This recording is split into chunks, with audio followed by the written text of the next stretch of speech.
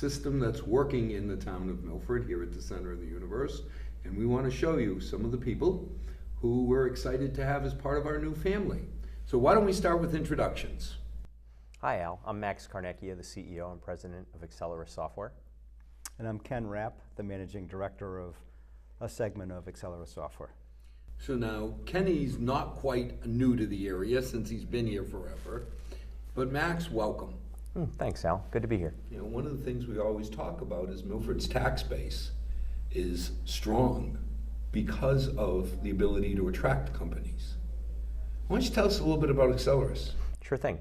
Well, we just recently moved into Milford. I guess it was the end of December of last year, so we're kind of celebrating our first 45 days in the local community. We came over from Hopkinton, and this is our East Coast headquarters for the company. We're a scientific software company based in San Diego, California. Been around for a little over 20 years, and as I indicated, I mean, scientific software is kind of where the software and technology industry intersects with the really hard problems of splitting the atom and all the things that go with the science. So we're excited to be here, and so far so good in Milford. So Accelerus is 20 years old. A little over 20 years, yeah. How long have you been there? I've been there. I'll be 4 years come June. It must be exciting. It has been. The last 4 years have stretched a lot of new muscles, do a lot of new exciting things. Well, when I look at the structure, it seems like you've put together a lot of really interesting software components. How do you decide what you're going to bring into the family and how you're going to position it? Sure. So, some of the basic strategy is not just acquiring companies and the capabilities and the people that come with that, but we're making some very significant investments in our organic research and development, our own development activities. But if you kind of zoom out and think about, just the overarching strategy of the business, our customers are typically organizations that invest heavily in science and scientific research and development. And we supply software, informatics, applications, and solutions to help them automate those processes. So if you think about the kind of industries or the kind of companies that involves heavy in life science, so pharma, biotech, obviously the academic communities, but even food and beverage companies, consumer packaged goods companies, they're investing heavily in science to develop new products, or oil and gas, energy, and chemical companies that are investing in processes and the scientific processes to get better yields on the things that they're developing. Now, when I think of the company, and you're dealing with food people, you're dealing with energy segments, and then the pharma and biotech, at least those are closer to home. I can understand those better. But how do you pick staff to address those? Well, it all kind of comes back to the science, right? So there's approximately 650 employees in our business on a worldwide basis, and of those 650, we've got close to 250 of them are PhD scientists. So we've got chemists. That's a heck of a ratio. Yeah, we're very proud of that ratio. But there's a lot of brain power. There's no shortage of IQ points over at Accelerus. And, again, one of the reasons that Milford's interesting to us, because we really are a highly educated, highly experienced workforce, because we have to be to sit across the table from, the world's largest pharmaceutical companies or the world's largest oil and gas and energy companies. And so, chemists, PhD biologists, physicists, throughout the organization, not just the guys and gals that have their hands on the keyboards writing software, but in our services organization, in our sales organization, in our support organization. So yeah, we're splitting the atom. I mean, it's really some cool stuff. Well, I remember when my much younger days, when I was working with one of your neighbors, Waters, we were overseas, and that was a fascinating part for me, because at one point, you're down in the Gulf. So I'm in Saudi, and I'm over at Aramco, and I have to go out to set up an HPLC in one of their refineries. So the directions were wonderful. Make a right on King Abdul Highway, keep going till you see the big fire. I said, oh, the flare, yes, that'll be it. Here's a radio, because it's 4 hours into the desert. So you're dealing with people that were a total different mindset than the next morning when you're going to the King Fahd Specialist Hospital dealing with surgeons. So I always found it fascinating to be able to deal with different, aspects of different people's research. I was amazed at how do you get people who are used to dealing with refinery workers you know, people Yeah, in the on lab. Monday, and you're at the next healthcare morning, on I'm Tuesday. Yeah. with the surgeon. Yeah, but that is also what makes it really interesting, and so many of these areas are evolving so rapidly. The technologies around next generation sequencing and the things that are unfolding with the human genome, and those are for our children and our grandchildren, it'll be completely life changing. Well, it's amazing when you think about it. I mean, we used to joke when we were kids, that movie or the TV show Babylon 5, where they had the little Embedded chip or whatever. chip, and they would talk. Now I wonder how close we are, because my daughter seems to have an embedded iPhone. Yeah, the texting device, right? Anywhere we go, it's there. I mean, I refuse to carry the phone around the house. Yeah. Yet I look around, my wife, my two daughters. If you see them anywhere, God forbid the phone isn't permanently attached. It's an adult pacifier. Yes. So now, when you look at selecting a place, I mean, obviously, you're a $100+ million company. You could have gone anywhere. You're profitable. You got a great reputation. You're growing. I mean, every town and city in the area would do whatever they could to get you to pick them. Why the center of the universe? Well, first, thanks for noticing the progress we've made in the business. We're very proud of it. The team's done an incredible job. Maybe to back up a little bit, if you go back, I guess it's a little over 13 months now, we combined with a local business based in Hopkinton, which Ken was the founder and CEO of, by the name of VelQuest. And that was a long and painstaking process to get to the point where we could actually combine. I don't know if you want to make any comments on that. Right. We both had a lot more hair before we started, right? See, I always blame that on my daughters. I always had hair before my daughters. But the combination was really predicated on this strategy that we have all of the real opportunity that's happening within that scientific community and these organizations we've already talked about. And the company that Ken had started, VelQuest, was based in Hopkinton, but had outgrown the space. And they were, I think, doing a great job with what they had relative to the facility that was there. But we really saw it as an opportunity to make an investment, not just in the company, but really, that whole segment of our business and consolidate some of the other facilities we had and look towards this area as basically our East Coast headquarters. And if you think about, who those customers are for us, those life science organizations, big pharma and biotech, and, some of the other industries we've talked about, big concentration of those here in the greater Boston area. And as you kind of move down the East Coast into Connecticut, New York, New Jersey, a lot of that there as well. So if we could establish a facility where we could not just have a center of gravity, but host our customers, really be a presence, bring them in for training, demonstrations, really share with them, what we have and where we're going and how that can benefit them. And so that was kind of the pretext of, why we needed to make the move. So we looked around, some of the big design points for us were, we've got this highly educated, highly experienced population of employees. We know we want to grow it. Where can we locate ourselves so that we can draw on the local community to continue to grow the business, while at the same time not take what was 45, 50 people and make a move that was so far afield that it would be disruptive and potentially put them in a position where they would consider maybe not commuting that far. So I think those were some of my considerations on the ground more locally. Ken, if you could add your perspective. Yeah, I think it's a wonderful community. I've actually spent my entire career in the area. So I remember coming out of... we got you out of New Jersey. Well, I was down there. That was after I was here. So I started with a robotics company up in Hopkinton right out of college. And I remember thinking forward, saying, I'd like to invest rather than renting. I'll try and find a local community. And I found a local community just up the street from Hopkinton in Milford. And so I bought a condominium and moved into Milford and commuted there about 5 minutes down the road. You've never given up the condo either, have you? I don't think I have that. You have to ask my wife about that. But it really became a center of friends and a community, and it's a really close-knit group of people and colleagues throughout a number of the companies that are around the area. And as we evolved, I did move to New Jersey for a while and got to know the pharmaceutical industry. And sort of my history is to look back at beginning to get a passion for helping our customers get their products out to the market.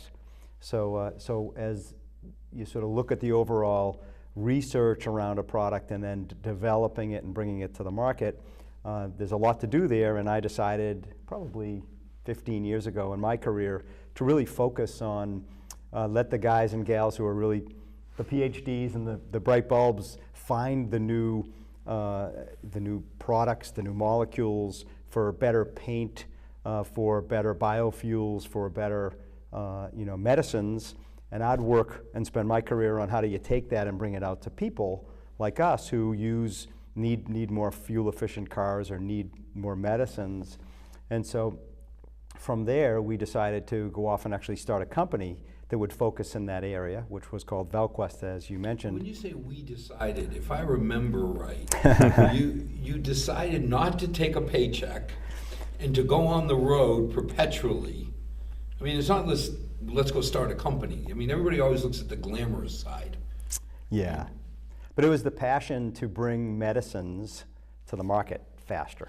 And back then it's $1 billion in 10 years. Even if you had a new medicine that could cure cancer or help cardiovascular disease. Personal driver in it? Absolutely personal. We all have friends and family who have been stricken with disease. And so to really dedicate our careers and a group of us, our lives to trying to help bring those medicines to the market faster. So the name of the company, ValQuest, was the quest for velocity. And being in the area, as Max said, very fortunately, it's an interesting combination, and we're delighted to have joined Accelerus because Accelerus has this history and domain expertise on discovering and researching down at the molecular atomic level, which is not where I go. You can speak to that, Max. Thanks, Ken. And really discovering exciting new molecules and chemicals and medicines. And so our passion for bringing those to market combined with Accelerus' history has really become an exciting place to be. And then, as Max said, we were outgrowing the facility and began to look for a place where we could establish our East Coast headquarters closer to Europe here, close to Cambridge and the Boston area is fabulous, as well as up and down in the Milford arena. The killer about being in, I got nothing against the left coast, but we had a lot of biotech customers out in Europe, and you were never in phase.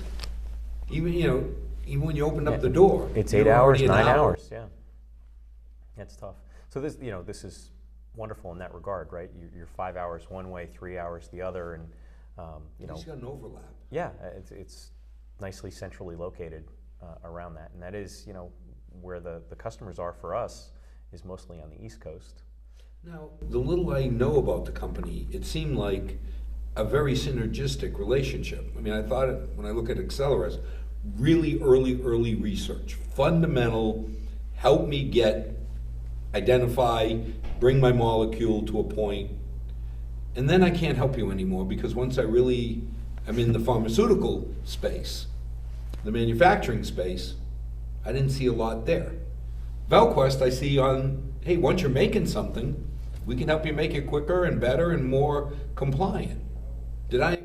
Yeah, I think you've just outlined what we saw as the basis for our strategy, which was being able to put a scientifically aware platform to allow for that flow of information, very unique information in the form of scientifically formatted information about biological entities or about molecules or chemical entities, and be able to allow that to kind of go up and down from early research on through to preclinical, into development, into the quality and analytical labs, and ultimately the tech transfer into manufacturing and scale up and out into production.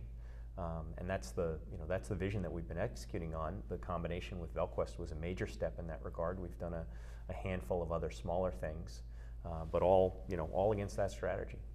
Now, I always said I value my researchers for their ability to innovate, and my GMP operators for their ability not to. How do you put those two camps together and they don't kill each other? Well, I don't know that you necessarily have to put them together so much as you got to give them the information so that they can share it, right? So, I always believe that while innovation can happen and starts in research and ideation, innovation can happen anywhere up and down that value chain. And you may want your guys in process to follow the exact same procedure, the exact same way every time, but what's an easy example of innovation? If they're doing that by following, paper methods, and you're able to automate that through software, that's innovation. Doesn't sound like it's, we're not putting a man on the moon or something, but there's real value. The amount of defects that can be reduced, the amount of time that can, come out of that cycle, and the increase in productivity. I mean, those are all big benefits to organizations. I always am amazed at how much time I can free people up using the compliance system. Instead of having somebody check every signature. I mean, we rue the day that you have to see, let's see, is it initialed? Is it dated? Is everything in? Well, if I'm freeing up people to say the routine stuff is done automatically, now you have time to think. And when people have time to think, it's amazing what comes out. Yeah. So you got some comments relative to what you've experienced in the last 15 years. Yeah, I actually maybe would ask you to comment, Al, because at one point in time we worked together closely, and you certainly have lab expertise in this quality and production and compliance area. So maybe you could comment on your experiences. The most amazing part to me was when you look at any type of GXP environment, regulated environment where you have to have a person doing the work and B, another person sitting over their shoulder. I mean, it used to kill me when I had to price out, okay, you want this assay developed under research. I want to dedicate a person to it. Oh, by the way, it's GLP, now I'm going to add 40%. Why? Because I've got somebody watching you. And unfortunately, the person I have watching you is a human being. Yeah, that's a lot of overhead. So, and we had really unreasonable employees. They all wanted to eat every day, and they had children who wanted clothes. So, you had to pay them. And then the problem was, since the QA person, the quality assurance person, was human, you had to have somebody checking their work. Seeing something like a compliance notebook that just brought me through the steps freed them up to think, to turn around and say, okay, as quality assurance, I want you looking at, the old Deming principle. Great, we're at 99%. Raise the bar, 99.9. Well, they can do higher value added tasks, right? And that was it, and they didn't get tired. Because the thing that always hit me is, if you're going through 3 hours of mundane activity, you're not as fresh. Well, that's where errors happen, right? Transcription errors, all kinds of defects. I think if you back up for a second and just even step away from the world that we exist in here, at Accelerus, I spent the 16 years before coming to the business in Silicon Valley, and I'm trained as an electrical engineer in computer science. So, my background is not the hard science side of this. Tell us about your background. Yeah. We in Milford like to learn about our new family members. So where did you start? I started in New Jersey, Hackensack, New Jersey. Went to the Stevens Institute of Technology. That's where I got my university degree. There in Hoboken, New Jersey. Started my career with IBM and Intel, and moved on to some smaller startup organizations. And then the 8 years immediately before coming to Accelerus, I was with a business in Silicon Valley by the name of Interwoven, where for the last 3.5 or 4 years I was the president of the company. Another public company, traded on the NASDAQ. We were about $270 million in revenue when we were ultimately acquired, which is kind of what triggered my ability to find my next project and how I ended up at Accelerus. The point I was going to try to make around, beyond just what we do, if you back up and watch what's happened to virtually anything that can be made into an electronic bit. Think about newspapers, magazines, music, movies. There's this phrase that software is eating the world.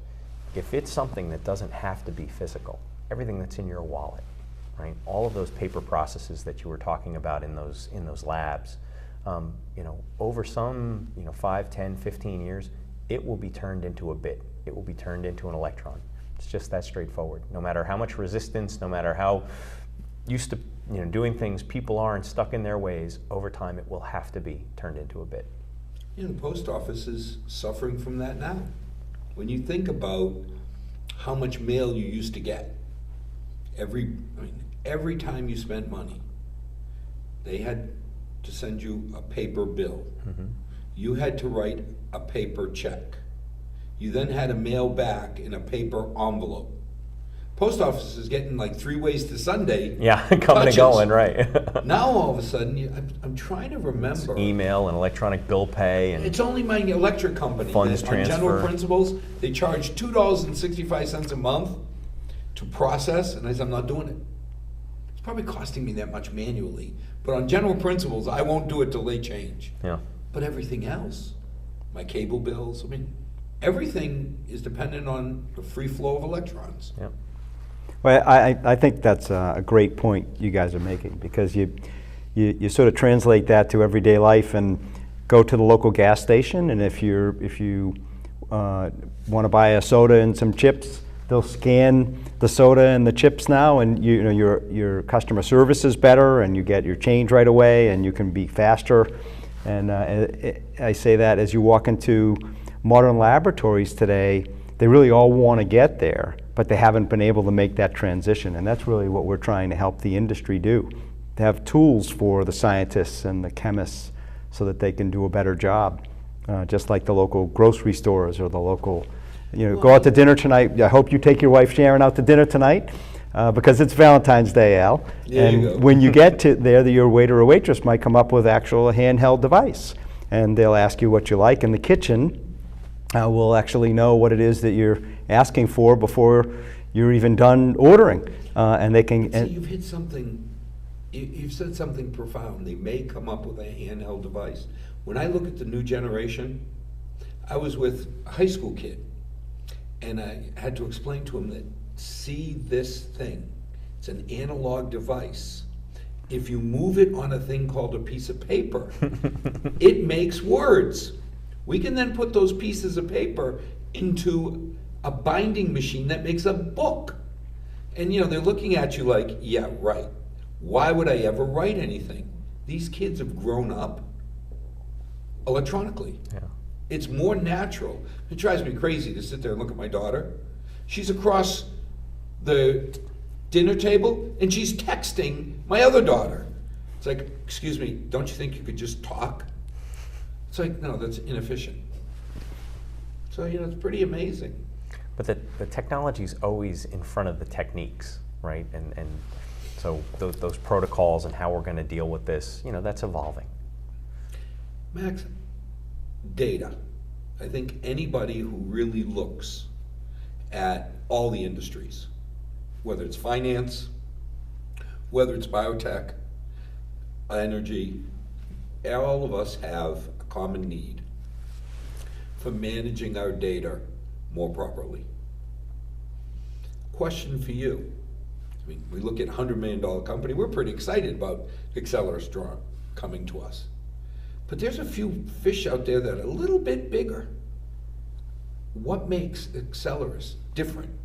And what are you going to do to make it survive? I mean, pretty big fish for a little pond here, but there's bigger sharks out there.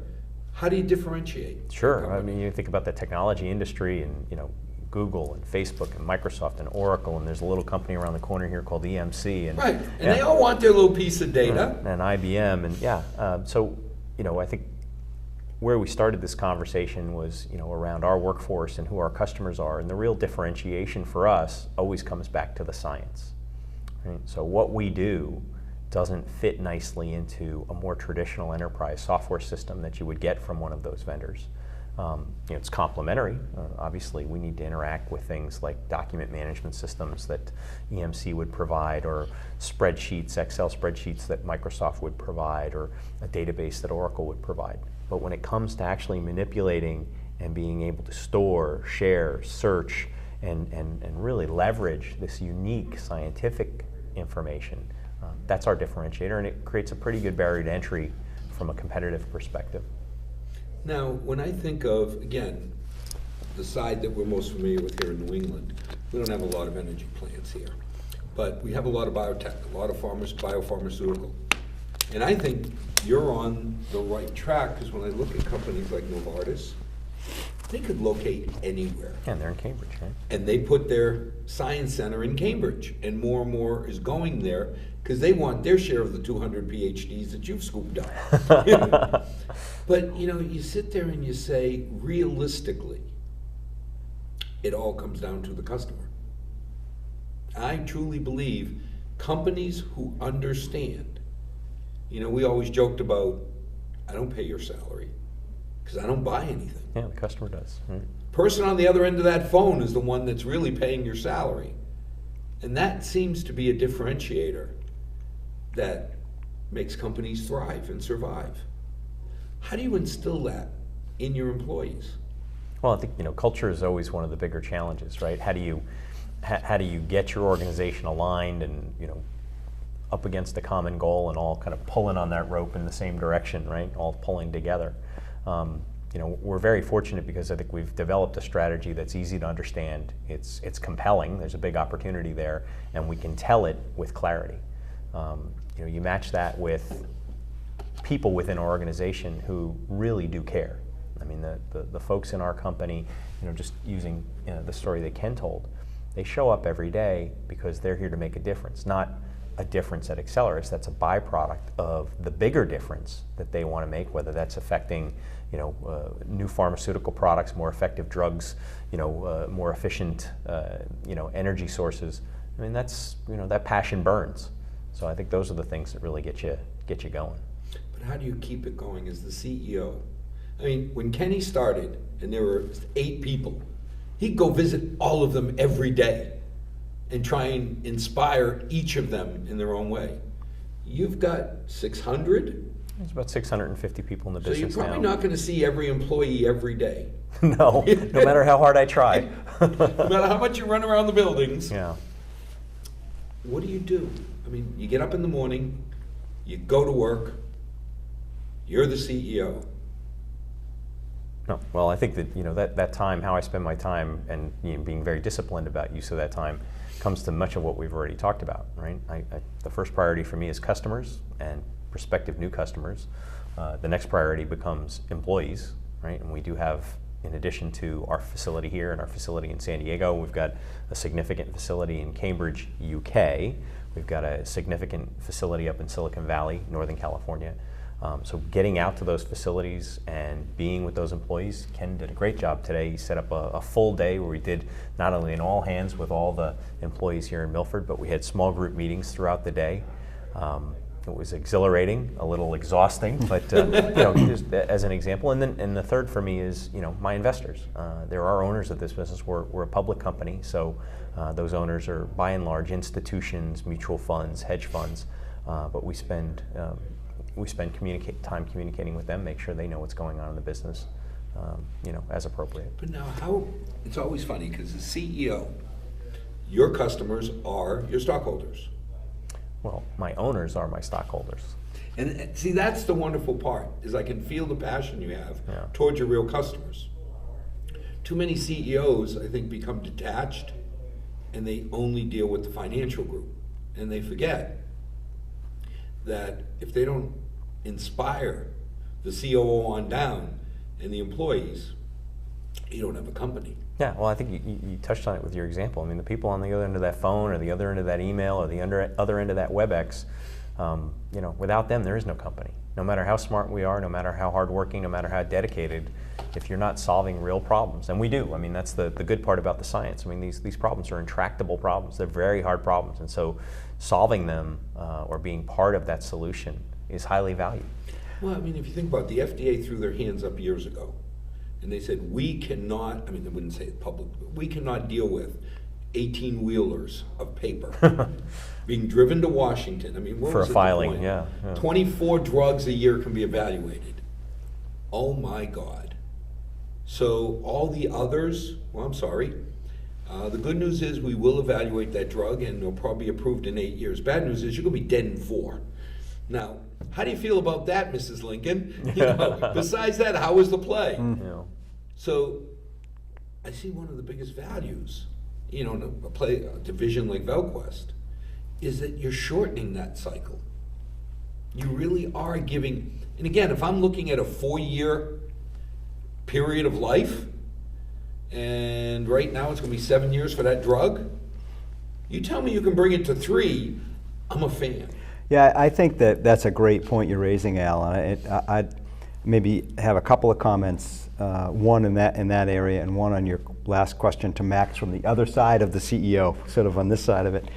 The first one to address is, at Accelerus, it's just really cool that we are helping move that ball forward. We are shortening the time to market for real medicines today. We're shortening the time to discover a new chemical entity that becomes a medicine. And I was blown away the first time I saw some of the molecules, the cartoon molecule on the screen that could turn around, and our software allows you to put a little heat over here and see what happens to the molecule, and then start to spin it and turn it upside down and change parameters. And before you ever get to have to work with the clinic, you're actually doing this on computer modeling, which I just think is a fabulous thing. Then you move it downstream to the labs and to the real product, and ultimately we have stories where, you know, our own employees have, all of us have families and friends who we know who have disease, and you know, one of our employees, I'll never forget, his dad was sick and was given a limited life, 2 years. And you know, he took a product from a major pharma company that extended that to be 3 years. But at coming up on the 3 years, in fact, it was looking very, very bad. And one of our customers actually had what's called an accelerated study, an accelerated program to shorten the time to market. And they worked with the agency and were able to get that product on the market. And our employee's dad got on that drug and lived another year. Now, you know, that's not a forever story, but that extra year is just... Wait a minute, if my daughter's getting married, my son's graduating high school, I mean, it's amazing when you look and you say, some of these drugs extend life 6 months to a year.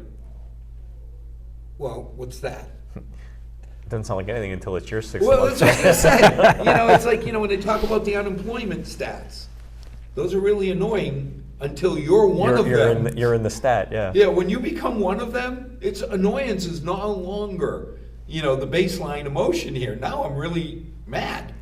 I want a job. And I think another part of this is the cost of medicine. You know, the cost of medicine, you know, even those in the industry don't want it to be rising. We're all consumers of the medicines as well. And so to find ways to convert from the paper, you know, can I take your order, you know, little paper pad to a handheld device that's electronic, it may not reduce the cost to us as consumers, but it can help stabilize it. It'll reduce the increase. That's right. Think about it. That's right. I go to a physician, you know, after he says, you fat old man, you lose weight or you die. Okay, I understand. You have my attention now. You got my attention, right? And he looks and he says, okay, I'm going to prescribe this medication. Well, let's see, next thing I know, it's showing up on my doorstep.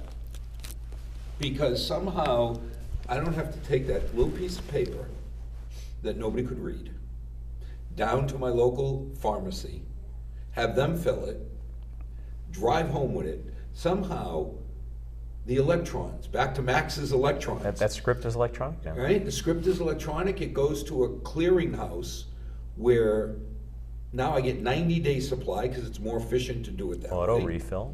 It's an auto refill. It shows up at my house and I haven't had to do anything. So if we go back to that other question about, you know, how does the CEO of a company this size or bigger, you know, communicate and stay in touch with customers, employees, investors? I think Max does an amazing job. And I grew up in our Milford area, working for local companies, reasonably small companies, a few hundred people. And you know, you're all under one roof, so you're able to, you know, go to work every day. You can reach out and touch everybody. You could kind of walk the halls and do the old MBWA, you know, from back in the '80s, managed by walking around and connect with people. And that's impossible to do when you have 4 to 6 major facilities around the world.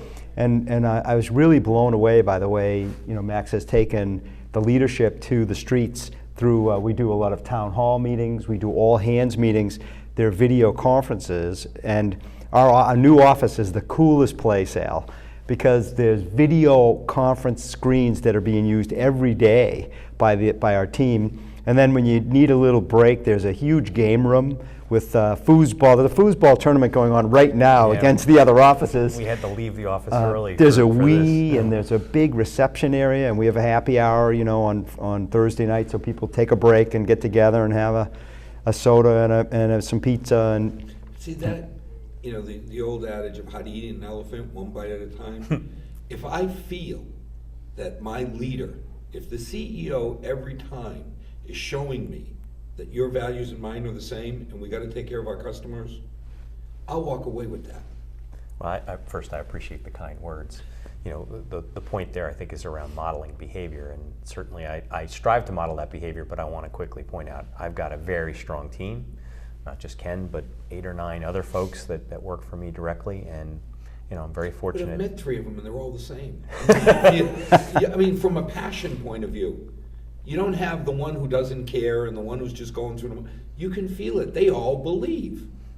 These are hard jobs, right? And if you don't believe, if you're really not committed, you're not going to last. Yeah, is the amount of travel, being away from the family, the kinds of things that customers ask you to do, the long days. If it's not a passion for you, you'll burn out. I'd support that. Me joining this team was really a big step, because I'd been sort of in my own little world for a long time. The company that we started turned 13 years old, at the time of us joining forces with Accelerus. But it's the leadership team that work for Max that we're all cut from the same cloth. We're different, but we're passionate about our customers. Okay. Yeah, the same DNA around customers and around our teams and around building value. And I really, really am enjoying working with, and it isn't easy, but working with this team, like you said, that I'm involved in pretty much every day. It's a great group of people, great set of leaders, all passionate about making a difference. So now, what are the biggest obstacles in front of you for the next 12, 18 months? I think the biggest obstacle, not just for Accelerus, but I think for the entire industry, is the human factor, right? The change management. Much of what we've talked about, with our customers is they need to do things a different way. They need to be more productive. They need to shorten cycle times. They need to move from, paper processes and manual processes to automated processes. But I like my old paradigm. You're going to move my cheese. Yeah, there you go, right? And those are typically the biggest challenges. And then, to bring that into Accelerus, we've got our own. You combine with a great company, and you've got fantastic employees, but the processes at Accelerus are probably slightly different than the historical processes at VelQuest, and that involves change, and people are resistant to change. Does that mean the picnic tables are out of the boardroom? And did you finally had to bring it up. Did you finally get Ken to give up the desk that some old man gave him many years ago? You've got to come over and see the new facility. It's in one of these tech parks right around the corner here, and it's beautiful. We get the logo on the outside of the building. It's the kind of thing you come across the hill, and I saw it this morning coming in from the hotel, and I could feel myself kind of stand up a little bit in the car, like, hey, that's us. I'm really proud of that. And then on the inside, it's a nice facility, but it's an open facility, right? So you did get rid of the old desk and the picnic table. We did it right. I could just see Ken with this 52-inch flat screen and the picnic table underneath. Well, at the risk of embarrassing Ken, both in front of you and in front of the center of the universe here in Milford, I could tell. So Ken's got a gorgeous office. It's a corner office with these beautiful glass views out into what looks like a park setting. It might be like a nature preserve or something back there. But as I come in, I can see he's almost embarrassed. He's almost embarrassed to admit that that's his office. And so I come in, he shakes my hand, and he walks me out of the office. This body language, you can kind of sort it out, right?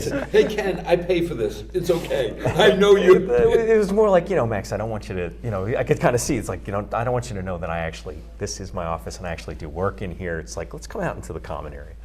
So, yeah, I think it's working out great. I was really impressed. It seems like the team's really taken to it. And, kind of coming back to Milford for a second, where we were before was nice, and it had, there was a lot of history there and a lot of good things that had happened there, but in the general surrounding area, there really weren't a lot of amenities. No, you were pretty isolated. Yeah, if you wanted to go and have lunch with a colleague or host a customer, You had or the even marathon. Yeah. You had the marathon, or you had the marathon. Yeah, and now, and we, little bit of West Coast thing here, we do bring lunches in and things for group meetings, and just the selection locally now is a big upgrade. So just kind of all those amenities. I think we calculated within 5-minute drive, there's 4 or 5 health clubs and spas, or places to go get a workout. So I think generally what I heard from the employees today was very, very positive. So now, Interesting, if I could, Go ahead. interesting to add to that is that we have sodas and food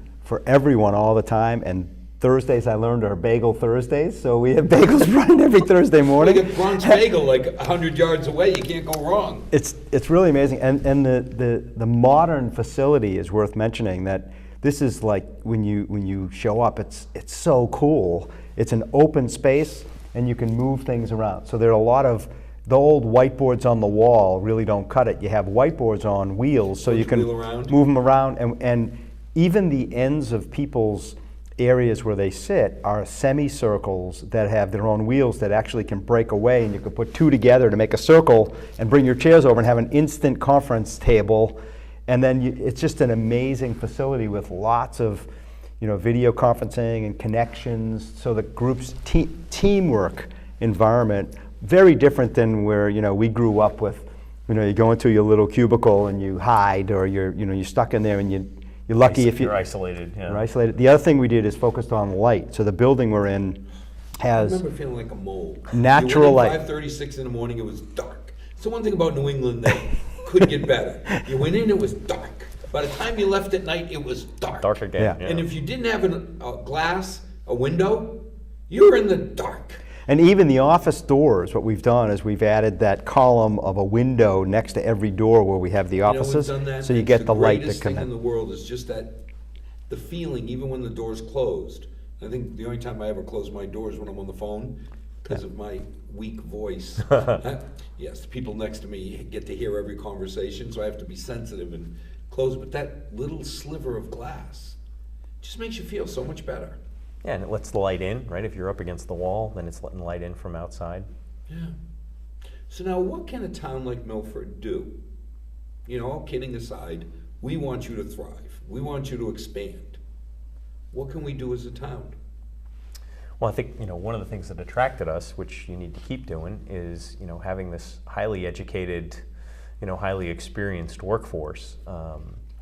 There's been a lot of offshoring in the industries that we participate in, and that's, as long as you got folks that are really in that groove, highly educated, highly experienced, committed, then you don't have to consider those alternatives. So I think how do you get there? Education is a big deal, right? Max, the trend of offshoring, we saw a lot of it in biotech. And there's a place, because an FTE in China runs about $175,000 for a biotech company. And I can see the Pfizers of the world, where they have hundreds of people who live at 50,000 feet. Yeah. They just have the infrastructure built up to where they're going to be managing armies of researchers. But a lot of the biotechs are finding that there's really not the major benefit to hiring a small group in China, because of the logistics, the language, the culture, and we're starting to see in the lab side some of that come home. How are you seeing it in data? Well, through the software lens, I've been in this industry, for almost 30 years now. So I've watched it, in software and technology, hardware, the whole thing. I want to be a little careful here so I don't end up standing on a soapbox. But at the end of the day, the outsourcing and moving, whether it's biotech or big pharma, moving operations or outsourcing operations to India or China or any other place, is a labor arbitrage game. And I think ultimately, you can say you watch manufacturers in the car industry do it to Mexico and to other geographies, 20, 30 years ago. You watch software companies, 15, 20 years ago start to do it to India and Eastern Europe. I mean, there's a place for that in a portfolio, but I have to tell you, I still believe that that's a mistake, right? I mean, How so? at some level, if you can't, as a country, or a state, or a city like Milford, if you can't produce an educated workforce that has the skills to do the job, then what you're basically saying is, you're going to relegate yourself to the, to the wrong side. You're going to be subservient to somebody. You're going to relegate yourself to the wrong side of the equation. And I come back to saying, unemployment is a real thing in the United States. We've got a severe unemployment problem, but we also have a skills gap, right? And so we come back to Milford. You got a lot of that. I think the general Boston area, right, is very strong, and from an education perspective, Massachusetts got one of the best public education systems in the country. And you mentioned Novartis with being in Cambridge. Cambridge, and so many of the other businesses in this area. I mean, what attracts them here? Well, think of all the fantastic universities, right? I mean, Really, we is can sit here and amazing. name them 50, 60 fantastic universities in the greater area.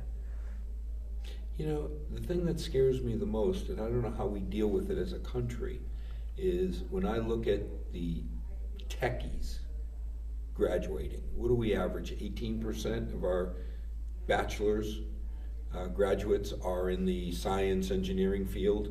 And then I look at India, and it's 2-3 times that number, and they have 4 times our population. I mean, there's something, I don't know how we turn and get more people in to the sciences. Well, why don't we start by holding on to the ones that do end up with those degrees, right? I mean, Hallelujah. But Yes. many other executives of technology companies have made these comments and these statements. You get a degree with an electrical engineering degree, and we stamp your visa and your work permit on the day of graduation with your diploma.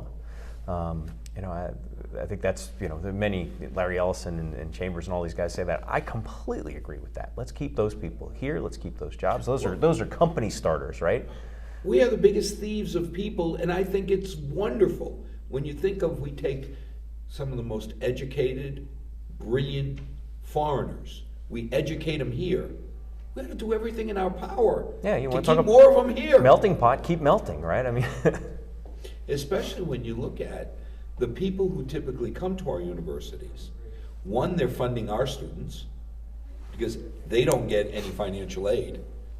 I look at the schools that my daughters went to.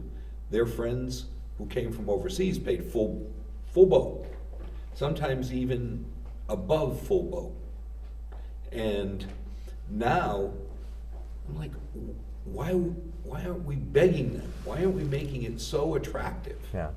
So the one part of your statement that I challenge a little bit, and there are some very fine universities in India, and they may be outproducing us in number of degree candidates and degree graduates, but you're doing that off a 1 billion person base. I come back to say, the United States, you've got the greatest university education system on the planet. Doesn't mean we've got the best school and there aren't great schools in Europe and there aren't great schools in Asia. But across the board, the reason those people are getting their degrees here is the same reason we want to keep them here, right? They're getting the best education on the planet. And I think that's, it's easy to lose track of how many fundamentally differentiated great things we have in this country. Absolutely. And the fact that many of them stay is a testament to that. Well, and want to stay and can't. Well, that to me is just silly. If you've got somebody who could really contribute to our country and they want to contribute. Yeah, you want to talk about immigration reform. Let's start there. My Lord, why would we chase away? He got me on my soapbox. I'm getting Well, down. it's not a soapbox. I mean, unfortunately, we live it. And I'll add another dimension to it, is that we have to give back. Guys like us and leaders in the industry have to give back. And we have to make it exciting and fun for our technology colleagues coming out of universities to want to be innovative and start businesses. So I'm so behind that, the U.S., one of the differentiators here is the entrepreneurial ability and experience to start a company, to start a product line, to start a business within a larger company, to continue to innovate. And unfortunately, there's not a lot of programs yet throughout the education system that would attract people coming out to stay here and do that within an infrastructure where they could learn. You have to sort of learn it from someone like us who would help them, and I think that's our commitment back. See, that's a program that the Mass Life Science Center was set up on $1 billion, potential grant from the state government. One of the programs that I admire is that they'll allow, now they've actually expanded it, but you could have 2 interns, and you had to pay them $15 an hour. For a college kid, that's good money. Yeah. And at first they started was 8-10 weeks. At the end of the summer, you just proved you paid the interns, they paid you back. So a lot of kids got practical experience in the life science area. And it didn't have to be laboratories, because we always focus on the labs. Yeah, it could be informatics. Yeah. Well, but that's it. And Max, it's all, without Max's electrons, nothing flows. Yeah. If you really think about the day, my IT people are great because I never think about them. The minute I have to think about my IT people, Means you got a problem. means I got a problem. Exactly. The poor guys, it's like, let's hope we never think about you again. But realistically, the day my network goes down, what can I do? If I didn't have the network, if Max's electrons weren't bouncing around the building, I'm shut down. Yeah. When you start thinking about it, it's so critical. So even the Life Science Initiative program, you can hire in the high-tech area versus the biotech area, these young kids. Well, think about how wonderful it is to get that practical experience. It's almost like an apprenticeship, right? It is an apprenticeship. I was fortunate that when I was at Holy Cross my junior year, we had a column go bad. I went down to this little company called Waters that nobody knew what it was. The next thing I did is I had an internship. And that gave me a jump start. Some could say not a good one. But no, whether it was good or bad, they were great.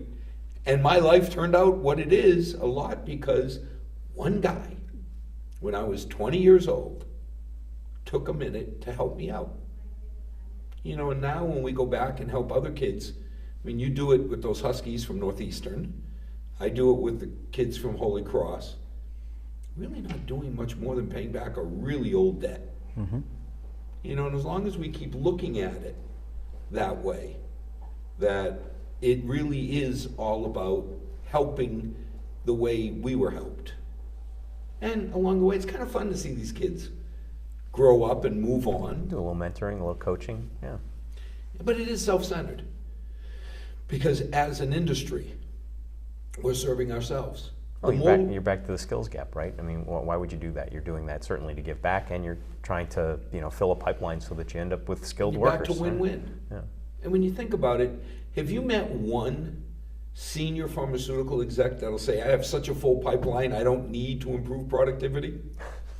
I haven't met one of them yet. With everything coming off patent that's coming off, I don't see anybody very comfortable about their pipeline. Yeah, that's the opposite of their current circumstance. So now, you're in Milford. Center of the universe. Center of the universe, there you go. What can Accelerus do in your mind to help the town? Well, I think, the obvious, being a taxpayer here, being part of, the community, those are the things I think you bare minimum expect from us. Again, kind of coming back to the approximately 50 people that are in our organization here locally. I think they're good, upstanding members of the community. They're, going out using the various facilities and the various restaurants. Bringing your customers in. I love you stay at the hotels. That's how much? A couple bucks a night. What'd you tell me? I got $1 last night. Yeah, it's like $1 something. You just put the Milford Courtyard. That was my occupancy tax. We like tax. that. You put your $1 in when you show up. Yeah. So now it's not just the employees that come in from out of town, but we got customers coming in. They'll be staying in those hotels, right? They'll be buying gas at the local gas station. You got to plan his trip, Max, so that we have a nice symphony in town. We'll have you front row. Right on. At the symphony.